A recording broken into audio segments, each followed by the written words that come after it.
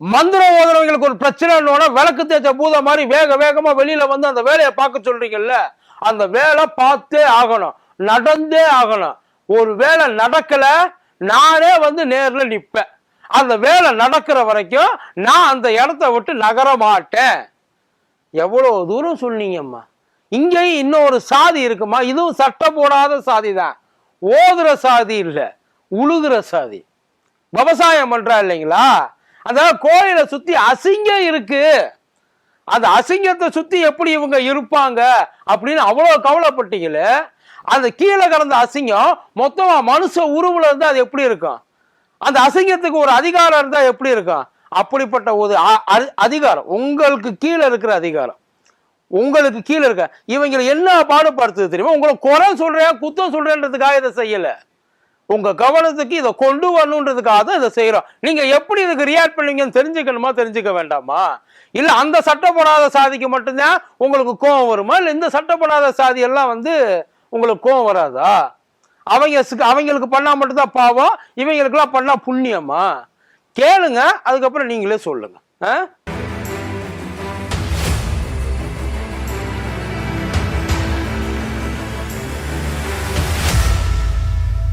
மதியம் நேரம் வணக்கம். இது மதியம் தர்பா. நான் கூத்தடி கோப்பி. பீடி உடம்புக்கு கேடு, ஈடி நாட்டுக்கு கேடு. இல்ல அப்படித்தான் சொல்றாங்க. அவங்க சொல்றது உண்மையா தானே இருக்கு. இல்லன்னு யாராச்சும் எதிர்ப்பு சொல்றீங்களா, சொல்றாங்க இப்பயே சொல்லிருங்க. ஏன்னா சொன்னதுக்கு அப்புறம் இல்ல நான் அப்படிலாம் சொல்ல மாட்டேன், அப்படிலாம் சொல்லக்கூடாது. ஓகே? ஏன்னா இந்த ஈடியை எதுக்கு யூஸ் பண்ணுவாங்கன்னு தெரிய மாட்டேங்குது. வர வர படுக்கைக்கு வரலன்னா ஈடி வரும்னு சொல்லி பயமுறுத்துறாங்க. இப்ப பட்டாவை போட்டு கொடுக்கலன்னா ஈடி வரும்னு சொல்லி பயமுறுத்துறாங்க.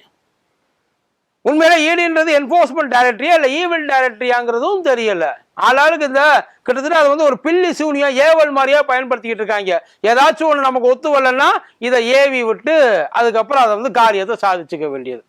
ஐயா இத்தனை நாள் நாமெல்லாம் என்ன நினைச்சிட்டு இருந்தோம், ஐயா அமித்ஷாவும் ஐயா மோடியும் ஏதோ அரசியலுக்காக சில விஷயங்களை பண்றாங்கன்னு சொல்லி பேசிக்கிட்டு இருக்காங்க இல்லையா, நாம அப்படித்தான் நினைச்சோம். அதுக்காக ஒரு மரியாதை இருந்தது அந்த லெவலுக்கு.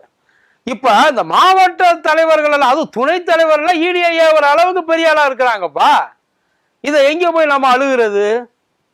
ஒரு சேலம் பக்கத்துல ஆத்தூர்ல ராமநாயக்கம்பாளையம் சொல்லிட்டு ஒரு ஊர். அந்த ஊர்ல ஒரு விவசாயி, ஏழை விவசாயி, ஏழை தாயின் மகன். ஏழை தாயின் மகனோட ஆட்சியில ஒரு ஏழை தாயின் மகன் என்னவெல்லாம் கஷ்டப்படுறாங்கிறத பாத்துக்கங்க. இது வந்து ஏதோ கற்பனை கதை அப்படிலாம் மட்டும் தயவு செய்து யாரும் நினைச்சிடாதீங்க. அந்த மனுஷன் கதறி அழுது இருக்கான். அந்த கிழவனார் இருக்காருல்ல, அந்த கிழவனாருக்கு வயசு எப்படி பார்த்தாலும் ஒரு 75 இருக்கும். விவசாயம் பார்த்துக்கிட்டு இருக்காப்புல இன்னமும். அந்த மனுஷன் சட்டையே போடாம வேட்டியும் கட்டாம ஒரு துண்டை மட்டும் கட்டிட்டு என்ன வயல்லையே வேலை பார்க்குற ஒரு மனுஷன் வச்சுங்களேன். அந்த மனுஷனுக்கு ஈடி நோட்டீஸ் அனுப்பிச்சிருக்கு. என்னன்னு, நீ பணம் அதிகமா வச்சிருக்க, கருப்பு பணத்தை கையாளுற. அவரை பார்த்தா பணத்தை கிடைச்சி, ஐயா நம்ம எல்லாம் எவ்வளவோ சொல்றோம், ஜிபே சொல்றோம், போன்பே சொல்றோம், டிஜிட்டல் சொல்றோம், இன்டர்நெட் சொல்றோம், இமெயில் சொல்றோம், நெட் பேங்கிங் சொல்றோம். அந்த மனுஷனுக்கு இதெல்லாம் எதுவுமே தெரியுமா தெரியாதான்றதே தெரியல. எனக்கு தெரிஞ்ச அந்த மனுஷன் மோடி தான் நம்ம நாட்டோட பிரதமர்னு சொன்னா பிரதமரா அப்படின்னு கேட்டாலும் கேட்பாப்புல. உண்மையில அந்த மனுஷனை பார்க்கறதுக்கு எப்படி தெரியுமா இருக்கு? இந்த கடைசி விவசாயில ஒரு மனுஷன் இருப்பாப்புல இல்ல, ஐயா சீக்கிரம் சொல்லுங்க அங்க வயலுக்கு போய் தண்ணியை பாய்ச்சனா, அதே மாதிரியே இருக்கு அந்த மனுஷனை பாக்குறப்ப. அவர்கிட்ட போயிட்டு ஈடி நோட்டீஸ் அனுப்பிச்சிருக்காங்க. அவர் சிஸ் பேங்க்ல அக்கௌண்ட் வச்சிருக்காரா, இல்ல ஃபாரின்ல ஏதாவது பயங்கரமா இன்வெஸ்ட் பண்ணிருக்காரா? வச்சிருக்கிறது 6.5 ஏக்கர் நிலம் சார். அந்த 6.5 ஏக்கர் நிலத்தை அவர்கிட்ட புடுங்கிறதுக்கு இவங்க என்னென்ன வேலை பார்த்திருக்காங்க பாருங்க. அவர் வாக்கு மூலமாவே கொடுத்திருக்காரு, என்கிட்ட இருக்க அந்த 6.5 ஏக்கர் நிலத்தை புடுங்கிறதுக்காக இவங்க இந்த வேலையெல்லாம் பாக்குறாங்க. ஐயா உங்க பேரு என்ன சொல்லுங்க? கண்ணையன். கண்ணையனா? எந்த ஊரு? ராமநாயக்கம்பாளையம். ஆத்தூருங்களா? ஆத்தூர் ராமநாயக்கம்பாளையம். சரிங்க. உங்களுக்கு பணம் வந்து நீங்க நிறைய கட்டுக்கட்டா வச்சுக்கிறீங்கன்னு சொல்லி உங்களுக்கு நோட்டீஸ் அமைச்சிருக்கிறாங்களே. சும்மா இங்க பொய்யுங்க, இந்த காட்டை புடுங்கிறதுக்கு. காட்டை புடுங்கிறதுக்கா? பணம் எவ்வளவு வச்சுக்கிறீங்க? பணம் எந்த பணங்க இருக்குது? எப்படி சாப்பிடுறீங்க? எப்படி சாப்பிடுறீங்க? ரேஷன் அரிசி தான். ரேஷன் அரிசி. சரி, இப்ப ஈடி நோட்டீஸ் அனுப்பிச்சிருக்குல்ல, இந்த மாதிரி நீ வந்து முதல்ல என்ன ப்ராப்ளம்ன்றத சொல்லுற. அவர் அந்த ஊர்ல இருக்காருல்ல, அது வந்து ஒரு குடும்ப சொத்து. அந்த 6.5 ஏக்கர் நிலன்றது குடும்ப சொத்து. அதுல வச்சு விவசாயம் பார்த்து என்னமோ பண்ணிட்டு இருக்காங்க. அந்த 6.5 ஏக்கர் நிலத்தை அந்த சேலத்தோட கிழக்கு மாவட்டம் நினைக்கிறேன், அதோட தலைவர் குணசேகரன் சொல்லிட்டு பாஜகவை சேர்ந்தவர். இதுல எதுக்காக அதை அழுத்தி சொல்றேன்னா, இந்த பாஜகன்றது ஒருவேளை அவர் அந்த பதவியில இல்லைன்னா இந்த ஈடு இப்ப இங்க வந்திருக்குமான்றதே தெரியாது. அதனாலதான் அந்த பாஜகன்றதை அழுத்தி சொல்ல வேண்டியதா இருக்கு. இவங்க எல்லாருமே இந்த நினைச்சு பாருங்க, ஆட்சியில இல்ல, பவர்ல இல்ல, தமிழ்நாட்டுல எங்கேயுமே இல்ல, வெறும் ஒரு மாவட்ட போஸ்ட வச்சுக்கிட்டு இவங்க ஈடிய கூப்பிட்டு வந்து அடிக்க வைக்க முடியும்னா, இவங்க எல்லாம் மேல வந்துட்டாங்கன்னா நம்மளோட நிலைமைய நினைச்சு பாருங்க. ஐயா, நீங்க இருக்கிறவன்ட்ட போய் போட்டு கொடுங்க, அடிங்க, சோதனை போடுங்க, எல்லாம் பல பேருக்கு அது நல்லாவே தெரியும். இவங்க எல்லாம் வந்து பார்த்து வச்சிருப்பாங்க, ஓரளவு ஏகப்பட்டது வச்சிருந்திருப்பாங்கிறது தெரியும். இந்த மனுஷன் வீடு அவன் என்போர்ஸ்மெண்ட் ஈடினா என்னன்னு முதல்ல அவன்கிட்ட கேட்டு பாருங்க, தெரியும். கருப்பு பணம் அந்த அவரு பென்ஷன் வாங்குற ஆளியா? அவர் அக்கௌண்ட்டை பார்த்தா உங்களுக்கு தெரியாதா?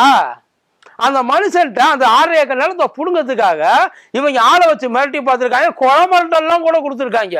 ஆனா அந்த மனுஷன் எதுவும் படியலை, இவங்களை அடிபணிஞ்சு எங்கேயும் போகல. கடைசியில ஒண்ணுமே இல்லாம வேற வழியே இல்லாம என்ன பண்ணிட்டாங்க, ஈடிக்கு போயிருக்காங்க. ஈடில இருந்து சம்மன் வருது சார் இவருக்கு. அந்த வாழ்நாள் பூரா அந்த மனுஷன் அந்த வயக்காட்டை விட்டு வெளியில போயிருப்பானாங்கிறது கூட சந்தேகம். ஈடில இருந்து சம்மன் வருது. எந்த அளவுக்கு அப்ப அவங்க உட்கார்ந்து யோசிப்பாங்க. ஆனா ஈடிக்கு அறிவு வேண்டாம், கொஞ்ச நாள் அறிவு வேண்டாம். இவன் சொல்றானேன்னு சொல்லிட்டு அங்கேருந்து ஆள் அமைச்சு சம்மன் அமைச்சிருக்காங்க சார். இவர் யாரு, என்ன ஏது, பேக்ரவுண்ட் என்ன, வாழ்நாள் இவர் லிஸ்ட் போட்டு பார்த்தா இவரெல்லாம் ஆன்லைன்ல அக்கௌண்ட் வச்சிருப்பாரு, ஒரு டிரான்சாக்சன். அந்த மனுஷன் பேசுறத பாருங்க, அதை பார்த்துட்டு அதுக்கப்புறம் நம்ம ஒரு முடிவுக்கு போகலாம். இந்த நோட்டீஸ் உங்களுக்கு அனுப்பிச்சிருக்கிறாங்கல்ல, பணம் நிறைய இருக்குது வீட்டுல, வீட்டுல எவ்வளவு பணம் வச்சுக்கிறீங்க? பணமா அதுக்கு மாதிரி எதுவும் இல்லைங்க, சும்மா அப்படி கள்ள நோட்டுன்னு அவன் நோட்டீஸ் அனுப்பிச்சிருக்கான். நோட்டீஸ் அனுப்பிச்சிக்கிறாங்க உங்களை, என்போர்ஸ்மெண்ட் டைரக்டரேட் வந்து உங்களுக்கு நோட்டீஸ் அனுப்பிச்சிக்கிறாங்க, வந்து நீங்க பணம் பதுக்கி வச்சுக்கிறீங்க, நீங்க கணக்கு சொல்லுங்கன்ட்டு சொல்லிக்கிறீங்க. இந்த காட்டை பிடிங்கிடலான்ட்டு சம்மன் அனுப்பிச்சாச்சா? இவருக்கு என்ன பண்றது ஏது பண்றதுன்னு தெரியல, விவரம் புரியல. இவர சாஸ்திரி பவன் வந்திருக்காப்புல சார், ஈடி சம்மன் அனுப்பிச்சு சாஸ்திரி பவனுக்கு வந்திருக்காரு என்கொயரிக்கு.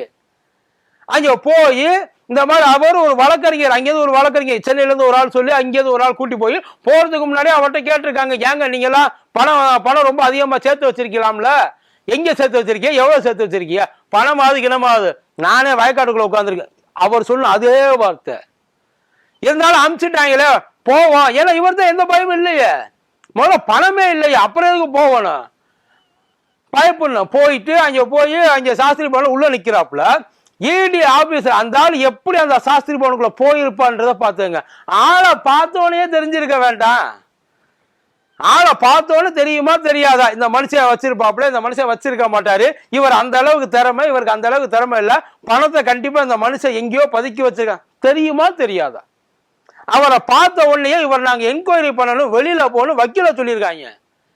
அதுக்கு அவர் சொல்லியிருக்காரு, ஐயா எனக்கு ஒரு விவரமும் தெரியாது, நீ சொல்றது எனக்கு புரியாது, நீ சொல்றதை கேட்டு எனக்கு சொல்லி நான் பதில் சொல்லணும்னா இவங்க எனக்கு வேணும், இவங்க இங்க இருக்கட்டும், நீங்க என்ன வேணாலும் என்கிட்ட கேளுங்க, அதுக்கு நான் பதில் சொல்றேன், நான் சுப்ரீம் கோர்ட்டுக்கு போறேன், நான் தனி அமர்வை வந்து எனக்கு வேணும், எனக்கு நீதி வேணும், அப்படிலாம் அவர் அந்த மனுஷன் கேட்கவே இல்லை. ஐயோ என்னைய வந்து இப்படிலாம் வந்து பயமுறுத்துறாங்க, பழி போடுறாங்கன்னா அந்த வார்த்தையை கூட அந்த மனுஷன் யூஸ் பண்ணல. உங்களுக்கு என்ன தகவல் வேணுமோ கேளுங்க, அந்த தகவலை நான் சொல்றேன்னு இருக்காரு.